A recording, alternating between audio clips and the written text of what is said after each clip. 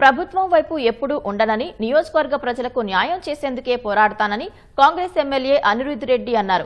మహబూబ్ నగర్ జిల్లా జడ్చర్ల మండలం ఉదండాపూర్లో 9 రోజులుగా ధర్నా నిర్వహిస్తున్న గ్రామస్తుల వద్దకు ఎమ్మెల్యే అనిరుద్ రెడ్డి వెళ్లారు.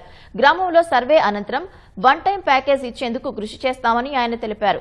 అందరూ సహకరిస్తే త్వరలో డబ్బులు ఇప్పించే ప్రయత్నం చేస్తానన్న ఎమ్మెల్యే అనిరుద్, డబ్బులు రాని పక్షంలో మీతో పాటు ప్రభుత్వానికి వ్యతిరేకంగా ధర్నా నిర్వహిస్తానని వెల్లడించారు.